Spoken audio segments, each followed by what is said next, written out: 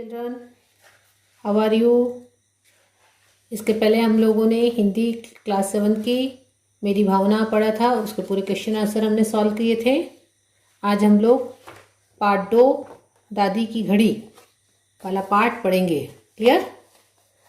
आप लोगों ने इसके पहले वाले क्वेश्चन आंसर मेरी भावना के कविता की पूरे क्वेश्चन आंसर सॉल्व कर लिए होंगे, याद किए होंगे, क्योंकि बहुत दिनों के बाद ये हिंदी का आपको वीडियोस मिल रहे हैं। और मात्राओं का विशेष रूप से ख्याल रखिएगा। बार बार मैं बोलती हूँ, हिंदी की जो लिखावट है एक तो सुंदर होनी चाहिए, और सेकंड चीज़ मात्राओं का विशेष रूप से ख्याल रखिएगा। तो चलिए आज हम लोग पढ़ेंगे दादी की घड़ी, पार्ट 2 दादी की घड़ी। ये जो दादी की घड़ी पार्ट है, इसके बारे में मैं पढ़ने से पहले, बुक रीडिंग करवाने से पहले मैं बताना चाहूँगी कि ये प्रसिद्ध कथाकार श्रीमती मालती जोशी ने लिखा है, जिन्होंने अपनी बहुत सारी कहानियाँ लिखी है, जिसमें से एक कहानी है उनकी दादी की घड़ी। इस पाठ में आपको एक बच्चे की कहानी बताई गई है, जो बच्चा अपने घर में सबसे छोटा होता है और उसे कौन कौन से परेशानियाँ होती है, कौन कौन सी उसको परेशानी होती है, जबकि उस बच्चे को सब लोग प्यार करते हैं, लेकिन उसके बाद भी उसको उस घर में कौन कौन सी परेशानी होती है और दादी उसे कैसे समझाती है, उसके बारे में ये पाठ आपको बताया है। तो आइए अब हम लोग इसको पढ़ेंगे। पार्ट 2 दादी की घड़ी। क्लियर? क्या लिखा है? दादी की घड़ी। मैं रीड कर रही हूँ, आप लोग भी मेरे साथ साथ पैराग्राफ पर ध्यान देंगे और इसको रीड करेंगे। बिना रीड किए आप लोगों को इसके न तो क्वेश्चन आंसर समझ में आएंगे और न ही आप लोग इस लेसन को समझ पाएंगे। तो सबसे पहला काम होता है रीडिंग का। क्लियर? चलिए। घर भर में सबसे छोटा होकर दीपू बड़ी मुसीबत में पड़ गया था। यूँ उसके दोस्त तो ईर्ष्या ही करते कि पूरे घर में वह सबका लाडला है, पर इसे इस बात की जरा सी भी खुशी नहीं थी। दिन भर में तो उसे सबकी डांट डपट ही सुननी पड़ती थी, हर तरह की बेगार ढूंढनी पड़ती थी। इसके एवज में मम्मी या दादी थोड़ा सा दुलार दे देती थी तो कौन सी बड़ी बात थी। दीदी और भैया तो उसे बिना पैसे का नौकर समझकर दिन भर नचाते रहते। बहुत हुआ तो कभी एक हाथ टाफी या रंगीन चाक पकड़ा दी और छुट्टी। जैसा कि मैंने बताया कि यहाँ पर एक बच्चा है जिसका नाम है दीपू। दीपू घर भर में बहुत छोटा था, सबसे छोटा था, और उसे ऐसा लगता था कि मैं बहुत मुसीबत में पड़ गया हूँ। मुसीबत का मतलब है मुझे बहुत परेशानी है इस घर में। यूँ तो उसके दोस्त ईर्ष्या भी करते थे, क्योंकि वो छोटा था, उसको उसकी मम्मी उसकी दादी लाड़ प्यार करती थी, तो लोग उसके जो दोस्त थे वो उससे जलन करते थे, ईर्ष्या करते थे, कि मतलब जलन करते थे कि पूरे घर भर में वो सबका लाडला है। परंतु उसको इस बात की जरा सी भी खुशी नहीं थी। क्यों खुशी नहीं थी? क्योंकि दिन भर में वो छोटा था, तो इसलिए सबके डांट डपट भी सुननी पड़ती थी, सबके काम भी सुनने पड़ते थे। और उसके बाद थोड़ा सा कभी उसको मम्मी या दादी उसको प्यार कर देती थी, दुलार कर देती थी, मतलब प्यार कर लेती थी। और भैया भी उसे जो भी काम होता था, उसकी जो एक बड़ी दीदी थी और एक भैया था, उसको जो भी काम होता था उसको नौकर समझकर, नौकर इसका मतलब यहाँ पर वो नौकर नहीं समझ रहे, लेकिन वो छोटा था इसलिए वो उससे काम कराते थे। और उसको काम के एवज में उसको कभी एक हाथ टॉफी दे देते थे, या कभी उसको प्रलोभन दे करके उसको चाक का, यानी कलर वाली चाक का प्रलोभन देते थे और अपना काम निकलवा लेते थे। क्लियर? मतलब यहाँ पर एक छोटा बच्चा जिसका नाम है दीपू, उसके बारे में बताया है। क्लियर? यहाँ तक सबको समझ में आया? ऐसे मौके पर वह सोचता, काश वह भी इन लोगों की तरह बड़ा होता तो घर में उसका भी कुछ रौब रहता। भैया या दीदी बड़े क्या बन गए, अपने आगे किसी को कुछ गिनते ही नहीं। मान लिया कि बड़ी बड़ी क्लासों में पढ़ते हैं, पर इसका मतलब यह तो नहीं कि बाकी लोग नीरे बुद्धू हैं। वाकई कम से कम दीपू के बारे में तो उनका यही ख्याल था। उन्हें इस बात की जैसे खबर ही नहीं थी कि दीपू भी अब बड़ा हो गया है, स्कूल जाता है, 4वीं कक्षा में पढ़ता है, और तो और अपनी कक्षा का मॉनिटर भी है। उनके लिए तो वही नन्ना मुन्ना दीपू था कि जब चाहा प्यार कर लिया, जब चाहा डांट कर भगा दिया। अब दीपू ऐसा सोचता है कि वह हमेशा सोचता था कि वह भी इन लोगों की तरह बड़ा होता तो घर में बहुत कुछ रौब रहता। रौब का मतलब होता है बेटा, उसका भी उस घर में एक उसकी बात लोग सुनते। ठीक है, रौब का मतलब क्या है कि उसके भी लोग उसकी बात सुनते। रौब का मतलब वहाँ कि उसका भी लोग उसके बाद प्रभाव रहता है, उसकी बात सुनते मतलब उसका भी उस घर में प्रभाव रहता। जब उसको डांट पड़ती थी, जब उसको बार बार काम बताया जाता था, तो वो भी सोचता है कि काश मैं भी इन लोगों की तरह घर का बड़ा होता, मैं भी भैया दीदी की तरह बड़ा बन जाता और किसी को कुछ गिनते ही नहीं है। मान लिया है कि बड़ी बड़ी क्लासों में पढ़ते हैं, मैं भी बड़ी बड़ी क्लासों में पढ़ता और वो मुझे बुद्धू समझते थे कि मैं सिर्फ बुद्धू हूँ, मुझे कुछ आता ही नहीं है। लेकिन मैं अब तो बड़ा हो गया हूँ, मैं स्कूल जाता हूँ, मैं चौथी कक्षा में पढ़ता हूँ और कक्षा में पढ़ने के साथ साथ मैं भी अपने कक्षा का क्लास मॉनिटर हूँ, क्लास कैप्टन हूँ। लेकिन घर में जो लोग थे, क्योंकि वो घर का सबसे छोटा था, इसलिए उसको कुछ समझते ही नहीं थे। वो उसको नन्ना मुन्ना दीपू ही समझते थे। उसको जब मन चाहा प्यार कर लेते थे और जब मन चाहा उसने गलती किया तो उसको डांट भी पड़ जाती थी। तो यही सब सोचते रहता था दीपू कि काश मैं भी बड़ा होता, मैं भी भैया लोगों की तरह रौब झाड़ता। ये सब वो सोचते रहता था। अन्याय की हद तो यह थी कि मम्मी पापा तक उन्हें कुछ नहीं कहते थे। छोटी वाली दोनों मेजें उन दोनों ने घेर रखी थी। अलमारियों पर भी उसका उनका ही दखल था। दीपू बेचारे के हिस्से में आई थी एक खुटी, जिस पर वह अपना बस्ता टांगता। पढ़ने के लिए मेज तो दूर, एक डेस्क तक नहीं था। पापा कई बार उसका मन रखने के लिए अपनी मेज पर जगह दे देते। पापा के पास बैठने पर आधी जान तो वैसे ही सूख जाती थी, पढ़ाई क्या खाक होती। दीपू बेचारा मम्मी के ट्रंक पर ही गुजारा कर लेता था। अब दीपू अपनी स्थिति बता रहा है कि मेरे साथ तो इतना अन्याय हो रहा था कि मुझे पढ़ने के लिए टेबल और चेयर भी नहीं मिलती थी। जो दोनों बड़े भाई बहन थे, उनको दोनों को मेज मिल गई थी। उनको अपनी कॉपी किताब रखने के लिए अलमारी भी नहीं मिल रही थी। सिर्फ उनको एक खूंटी मिली थी जिस पर उसको अपना बैग टांगना पड़ता था, स्कूल बैग को टांगना पड़ता था। पढ़ने के लिए न तो उसको डेस्क दी गई थी।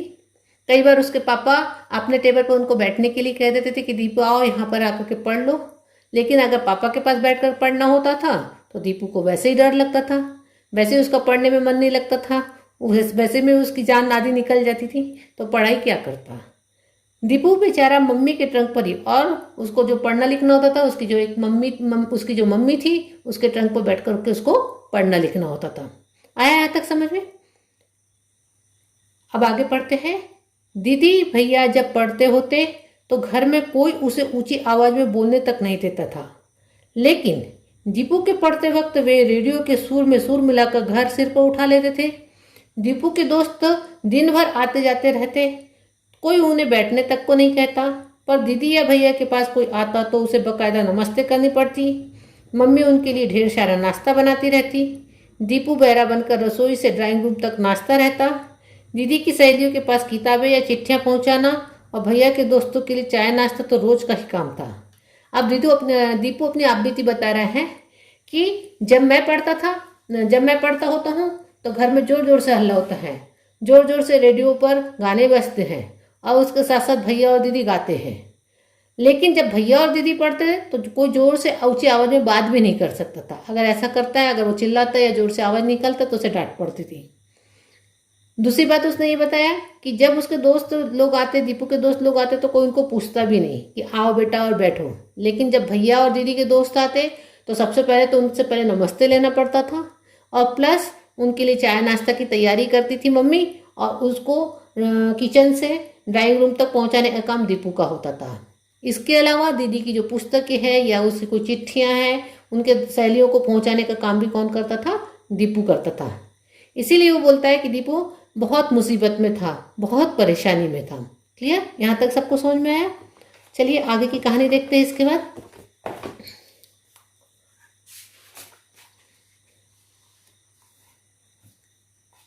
घर में एक ही अलार्म टाइपिस्ट था और वह बारी बारी से दीदी या भैया के सिराने रखा रहता।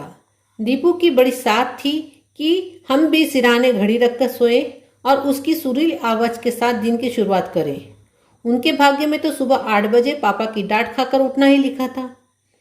दीदी और भैया की तरह उसके पास भी कलाई घड़ी होती तो भी कोई बात थी।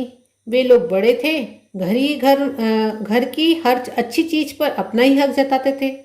उसे ताज्जुब होता, इन लोगों की परीक्षा क्या रोज चलती ही रहती है? जब देखो तभी 4 बजे से उठकर पढ़ने बैठ जाएंगे। एक दिन तो वह जिद पर अड़ गया। उसके स्कूल में दूसरे दिन इंस्पेक्टर आने वाले थे। उसने आते ही जोरदार शब्दों में ऐलान कर दिया, आज घड़ी मैं लूंगा, कर लेकर सोऊंगा। क्या हमने पढ़ाई नहीं करनी होती? जब देखो तब इन्हीं की शान चलती है। दीदी कहने लगी, कितने बजे उठना है, मैं जगा दूंगी। वाह साहब, दूसरों ही से कहना होता तो मैं मम्मी से न कहते, कम से कम प्यार से तो जगाएगी। आखिर मम्मी को ही दया आ गई। बोली, शीलू, तेरी तो आज परीक्षा खत्म हो गई है, कल तो तुझे जल्दी नहीं उठना है, एक आध बार दीपू का भी मन रख लिया करो। मम्मी की सिफारिश काम कर गई। रात को घड़ी वाला स्टूल उसके सिराने था। उसे तो खुद चाबी भरने की इच्छा थी, पर दीदी का चेहरा देखकर चुप कर गया। घड़ी मिल रही थी, यही बहुत था। रात भर उसे अलार्म के सपने आते रहे। उसने अपनी सारी किताबें तकिए के नीचे रख ली। टेबल लैंप लगाने की भी सोच रहा था, पर डर के मारे चुप रहना पड़ा। वह 5 का अलार्म लगवाकर सोया था, पर सुबह उठा तो धूप रोज की तरह कमरे में फैल चुकी थी। सिराने देखा, घड़ी स्टूल समेत गायब थी। समझ गया, दीदी ने उसके सो जाने के बाद यह कारस्तानी की होगी। अब देखिए, यहाँ पर ये बताया रहा है कि जो दीपू का घर था, उनके यहाँ एक ही अलार्म टाइम पीस था। अलार्म टाइम पीस का मतलब अलार्म घड़ी थी। वह बारी बारी से या तो दीदी के पास रखी रहती थी या भैया के पास रखी रहती थी। मतलब जब दीदी को सुबह उठना रहता था तो दीदी उसको अपने पास लगा लेती थी, या भैया को उठना रहता था तो भैया अपने पास लगा लेता था। दीपू की साथ थी कि वो अपने सिराने घड़ी रख करके सोए, और दीपू की एक इच्छा थी, साथ का मतलब होता है दीपू की एक इच्छा थी कि वो घड़ी को अपने पास लगा करके सोए, ताकि उसकी आवाज़ से वो सुबह उठे। लेकिन उसके भाग्य में तो ऐसा लिखा ही नहीं था। रोज सुबह पापा की डांट खाता था और फिर वो सुबह उठता था। दीदी और भैया, उसके जो दीदी और भैया हैं, उनके पास तो कलाई घड़ी भी थी, लेकिन वो घर के बड़े थे। जो अच्छी चीज़ होती थी वो भैया लोगों के पास होती थी। अब वो गुस्सा करता था कि क्या रोज दीदी और भैया की ही परीक्षा चलती है, रोज रोज चलती है, क्यों उनको सुबह रोज 4 बजे से उठना पड़ता और पढ़ाई करना पड़ता है? मतलब अलार्म घड़ी उन्हीं के पास क्यों रहती है, मैं क्यों अलार्म घड़ी लगा करके नहीं सो सकता? एक दिन तो वो जीत पर ही अड़ गया, क्योंकि उसके स्कूल में इंस्पेक्टर आने वाले थे और उसे सुबह उठना था। तो उसने घर में जोर जोर से हल्ला किया कि आज तो अलार्म घड़ी मेरे पास ही रहेगी। तो उसकी दीदी उससे बोलने लगी कि भाई, क्यों, तुझे कितने बजे उठना है? तो उसने बताया कि मुझे 5 बजे उठना है। तो दीदी ने कहा कि मैं तुझे उठा दूंगी।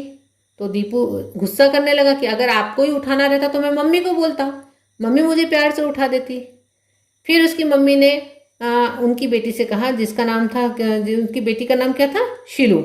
उन्होंने कहा कि बेटा ठीक है ना, आज तुम्हारी परीक्षा खत्म हो गई है, आज दीपू को दे दो, एक आध बार उसका भी मन रख लिया करो। तो मम्मी ने जब सिफारिश की दीपू की, तो सब लोग मान गए। दीपू के बाजू में एक टेबल रखा गया, स्टूल रखा गया, और उस पर घड़ी रख दी गई। और दीपू का मन तो उसमें अलार्म लगाने का था कि उसमें चाबी भरूं और मैं ही अलार्म लगाऊं। लेकिन घर में दीदी भैया लोगों का चेहरा देख करके वो चुप रह गया, बोला यही मिल रहा है, बहुत है। और रात भर अलार्म घड़ी को लगाने के बाद रात भर वो अलार्म घड़ी के क्या करने लगा, सपने देखने लगा। और जब वो सुबह उठा तो सुबह वह लेट ही उठा। लेट उठा मतलब इसलिए लेट उठा क्योंकि उसको अलार्म समझ में ही नहीं आया, और दिन निकल गया तो धूप पड़ गई थी। और जब देखा तो बाजू की घड़ी क्या थी, स्टूल और घड़ी दोनों गायब थी। तो उसे ऐसा लगा कि शायद मैं सो गया था तो दीदी ने ये सब कारस्तानी करी, मेरे सोने के बाद दीदी ने यहाँ से घड़ी उठा करके ले जा ली। अब आगे देखते कि क्या हुआ, कि क्या किया था उसने। मम्मी, वह जोर से चिल्लाया। क्या है रे? रसोई में मम्मी की चिड़चिड़ी आवाज़ आई। सुबह सुबह उनके पास फालतू वक्त नहीं होता। मेरी घड़ी कहाँ है? कमरे में कंघी करती हुई दीदी की ओर संदेह भरी नजरों से देखते हुए वह चिल्लाया, घड़ी तो राजा भैया परलोक सिधार गई। दीदी की आवाज़ में इतनी मिठास थी कि दीपू घबरा गया। क्या हुआ? उसने हैरानी से पूछा। होना क्या था? रात को आपने वह किक मारी, कि वहाँ हाई जंप कर गई। शेव करते हुए भैया ने जवाब दिया, लेकिन लेकिन वह तो सिराने रखी थी, किक कैसे लगी? दीपू की समझ में कुछ नहीं आ रहा था। लेकिन आपको सिर तो सिराने नहीं था लेकिन आपका सिर तो सिराने नहीं था, भैया ने मुंह मनाते हुए कहा। सारी रात तो बिस्तर पर इधर से उधर चहलकदमी करते रहे हो। ओफ, क्या जोर से आवाज हुई थी गिरने की। सारा घर जाग गया था सिवाय आपके, दीदी ने फिर चिढ़ाया।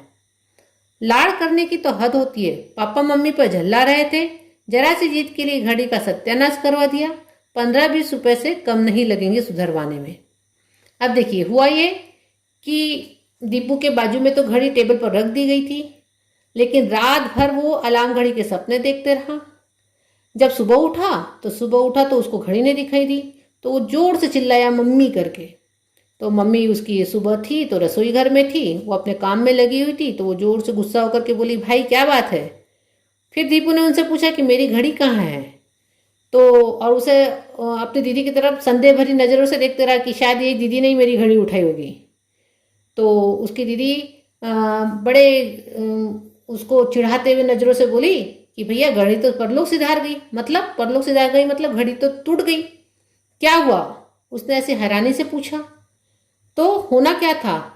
उसका भाई उससे बोलता, होना क्या था? तो रात को तुमने एक किक मारी और घड़ी जंप कर गई, कूद गई, नीचे गिर गई। तो फिर दीपू बोलता कि घड़ी तो सिरहाने पर रखी थी, तो मैंने किक कैसे मारी, पैर कैसे लग गया उसको? तो उनके भाई उसे बताते कि रात भर तुम अपने बिस्तर पर चहलकदमी करते रहे, आपका सिर तो सिरहाने पर था ही कहाँ। और इतने जोर से आवाज की आई कि घर पर सब लोग जग गए, लेकिन आप उठे ही नहीं। और पापा ने भी मम्मी को डांटा कि आपने तो लाड़ करके भैया के पास यानी दीपू के पास घड़ी रखवा दी थी, और उस घड़ी का तो गिर करके सत्यानाश हो गया है, और उसमें 10-15 रुपए लगेंगे उसको सुधरवाने के लिए। मतलब मम्मी ने भी उसके कारण डांट खाई। तो मतलब दीपू को ये सब चीज़ का पता ही नहीं था। उसने सपने में उसने रात को घड़ी को गिरा दिया और ये सब चीज़ उसको पता ही नहीं चली। दीपू उस चौतरफा हमले से एकदम रुआसा हो गया। आंगन में पड़ी खटिया पर चुपचाप जा बैठा। जब उसने सब तरफ से सुन लिया कि मैंने गलती कर लिया है, मेरे हाथ से घड़ी गिर गई है, मम्मी को भी डांट पड़ गई है, भैया लोगों ने दीदी लोगों ने भी उसको डांटे हैं, तो फिर उसको रुआसा हो गया, यानी दुखी हो गया। रुआसा होना का मतलब होता है दुखी होना। और जाके चुपचाप कहाँ पर जाकर बैठ गया? सामने की आंगन में खटिया रखी थी, उस खटिया पर जाकर वो क्या हो गया? बैठ गया। क्लियर? अब क्यों आगे पढ़ते हम लोग। क्यों, क्या हुआ रे? तुलसी के चौरे के पास माला जपती दादी ने पूछा। सोते में मुझसे घड़ी टूट गई और सब के सब मुझे डांट रहे हैं। उसे अब सचमुच रोना आ रहा था। तू भी तो नीरा बेवकूफ है, दादी ने उससे प्यार करते हुए कहा। जरा सी घड़ी के पीछे सबकी चिरौरी करता फिरता है। मुझे पढ़ने के लिए सवेरे उठना जो होता है। अच्छा, यह बात की, जब घड़ियां नहीं होती थी तो क्या लोग सुबह जगते नहीं थे? मुझे ही देख, कार्तिक में रोज 4 बजे नहाती हूँ, 12 महीने नहा धोकर लक्ष्मी नारायण की आरती में पहुंच जाती हूँ, सो मैं क्या घड़ी लेकर सोती हूँ? दादी की बात ने उसे सोचने के लिए मजबूर कर दिया। सच दादी, तुम कैसे इतने सवेरे तक जागती हो?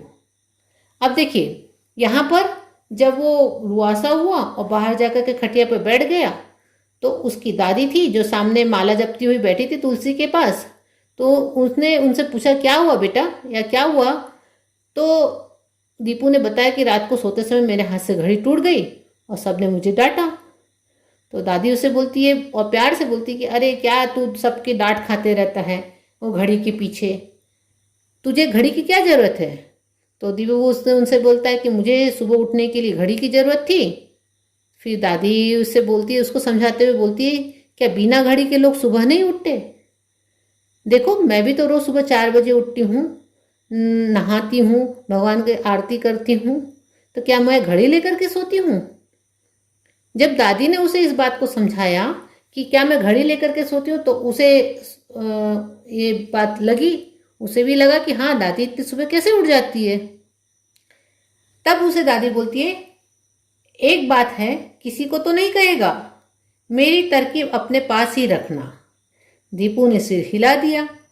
दादी उसे अपने बिस्तर के पास ले गई बोली, देख यह जो मेरा तकिया है ना, इससे रात को सोते समय कह देती हूँ, भाई तकिए राम सुबह 4 बजे जगा देना। बस यह जगा देता है। दीपू ने तरकीब सुनी तो आश्चर्य से उसकी आंखें फैल गई। दिन भर वो यही इंतजार करता रहा कि रात कब होगी तो वह तकिए का करिश्मा देखे। रात को उसने सबकी नज़र बचा के तकिए से अपनी बात कही और इत्मीनान से सो गया। सुबह उठा तो वही 8 बज रहे थे। दूसरे दिन भी यही हाल रहा, तीसरे चौथे दिन भी।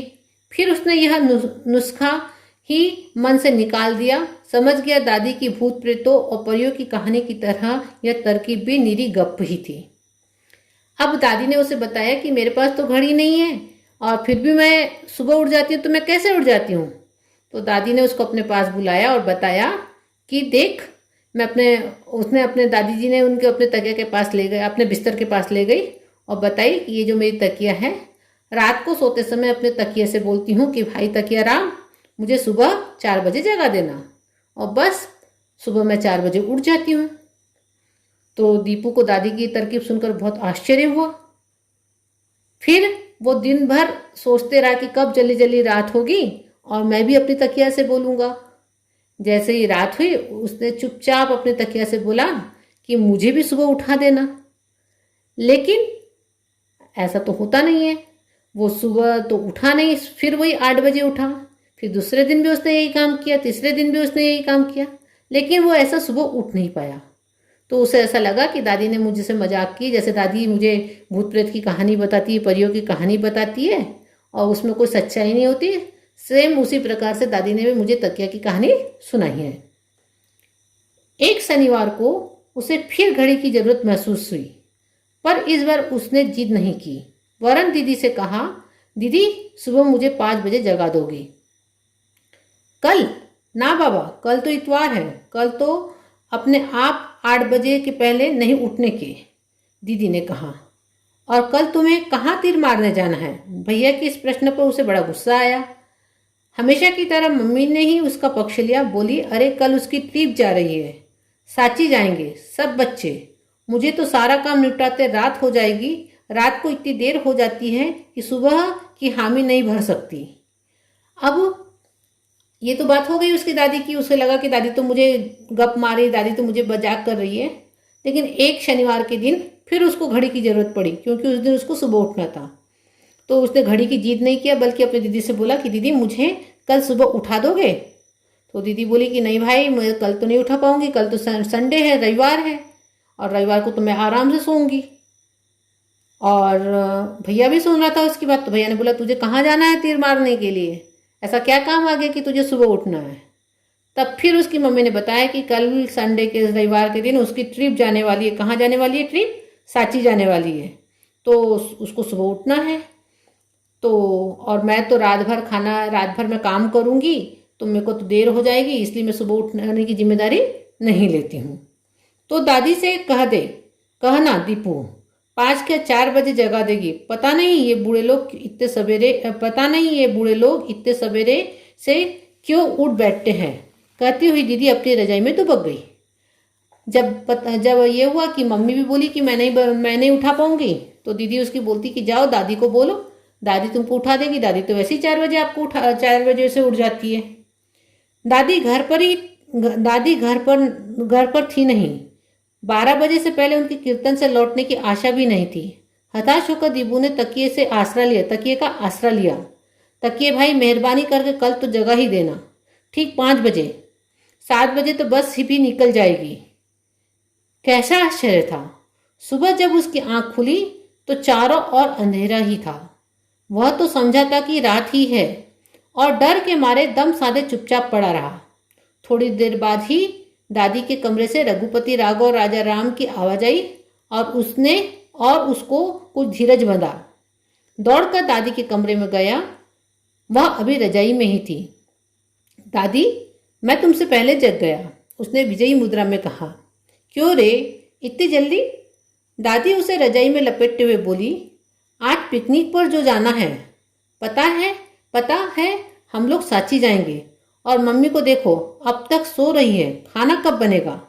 7 बजे पहुंच जाना है स्कूल, दीपू ने शिकायत की। तो अभी तो बहुत देर है, अभी तो 5 ही बजे। 5? दीपू खुशी से चिल्लाया। तब तो तकिए भाई ने ठीक समय पर जगा दिया। मैं कहती थी ना। कहाँ दादी, दीपू ने शिकायत की, इतने दिनों तक तो एक बार भी नहीं जगाया। दादी ने उसे और पास में सटाते हुए कहा, दीपू बेटा तू तो पागल हो गया है, तकिया भी कहीं बोलता है। असली अलार्म तो हमारा दिल होता है। जब हमें जरूरी उठना होता है तो यह हमें जगा देता है। घड़ी की आवाज़ तो तू बंद भी कर सकता है, पर इसकी आवाज़ बंद नहीं होती, जगा कर ही छोड़ती है। और इस अनोखी घड़ी का राज पाकर दीपू बहुत खुश था। अब देखिए, यहाँ पर ये होता है कि जब उसे 5 बजे उठना रहता है, दीदी बोलती मैं नहीं उठाऊंगी, भैया बोलता है, भैया उसका मजाक उड़ाता है, मम्मी भी बोलती कि मैं काम में रहती हूँ, रात भर मुझे काम करना पड़ता, देर हो जाती तो मैं नहीं उठा पाऊंगी, तो जाओ तुम दादी को जा करके बोलो। लेकिन उस रात ऐसा होता है उस रात को कि दादी घर पर रहती ही नहीं है, वो कीर्तन में जाती है और वो 12 बजे तक लौट करके 12 बजे के बाद ही उनका लौट के आना होता है। तब दीपू क्या करता है कि अपने तकिए का आसरा लेता है और तकिए से बोलता है कि भाई मेहरबानी कर देना, कल मुझे 5 बजे उठा देना, नहीं तो 7 बजे तो बस ही चले जाएगी। और आश्चर्य ऐसा होता है बेटा कि उस दिन उसकी आंख सुबह खुल जाती है। जब आंख खुलती है तो चारों तरफ अंधेरा रहता है, तो उसे डर लगता है कि मैं कहीं ज़्यादा ही रात को तो नहीं उठ गया हूँ। लेकिन थोड़ी देर में उसकी दादी कमरे में आती है और अपना भजन गाते हुए आती है, रघुपति राघव राजा राम, तो उसे अच्छा लगता है, कुछ धीरज बनती है कि उसे लगता है कि नहीं मैं ज़्यादा जल्दी नहीं उठाऊँ, और दौड़ कर वो अपनी दादी के कमरे में चले जाता है। उस समय दादी उसकी रजाई में ही रहती है। दादी बोलती बेटा आज कैसे जग गए तुम? तो वो बड़ा खुश होता है कि उसे लगता है कि मैंने अपना विजय कर लिया, मैंने सबसे पहले उठ गया हूँ। और अपनी दादी को बताता है कि दादी आज मुझे पिकनिक पर जाना था और मुझे सांची जाना था, और मैंने अपने तकिया राम से कहा कि मुझे उठा देना, और मैं उठ गया और तकिया ने मुझे जगा दी। तब उसकी दादी हंसती है, और लेकिन वो दादी से ये शिकायत करता है कि मैं उसको इसके पहले भी 2-3 बार बोल चुका हूँ, लेकिन उस समय नहीं उठा था, लेकिन आज मैं उठ गया। तब दादी उसको प्यार से समझाती है, उसको अपने पास चिपकाते हुए बोलती है कि बेटा ऐसा नहीं होता है, तू पागल है, कहीं तकिया बोलती है क्या? ये तो हमारे दिल की आवाज़ होती है कि जब हमें सुबह उठना होता है, हमने अपने दिल में ठान लेते हैं, तो हमारा दिल अपने आप ही हमको उठाता है। मतलब हमारे दिमाग में अगर होता है कि हमें उठना है तो हम बराबर उठ जाते हैं। एक बार अगर अलार्म की आवाज़ तो हमको उठना नहीं होगा या हमें त्रास आएगा तो हम उसको बंद कर देते हैं, लेकिन अगर हमारे दिल बोल रहा है कि नहीं हमें उठना ही है तो हम बराबर अपने समय पर उठ जाते हैं। तो ये थी दादी की और दीपू की कहानी। तो ये कहानी आपको भी बहुत अच्छी लगी होगी बेटा। तो आज ये लेसन आपका ख़त्म हो रहा है। यहाँ पर ये जो कहानी लिखी थी मैंने आपको बताया था कि श्रीमती मालती जोशी ने लिखी थी। इनने बहुत सारी कहानियाँ लिखी, उसमें से एक कहानी दादी की घड़ी वाली कहानी है। तो आज आप लोग मैंने आपको पढ़ के सुनाया है। जहाँ पूर्ण विराम है वहाँ रुका है, जहाँ कॉमा है वहाँ पर मैंने ठहरी हूँ। तो आप लोग इसको पढ़ेंगे, मात्राओं का ध्यान रख करके पढ़ेंगे। और कल हम लोग इसके क्या करेंगे बेटा, शब्दार्थ और इनके जो एक्सरसाइज है, प्रश्न अभ्यास, ये आप लोगों को कल मैं अगले नेक्स्ट इसमें वीडियो में कराऊंगी। क्लियर? धन्यवाद।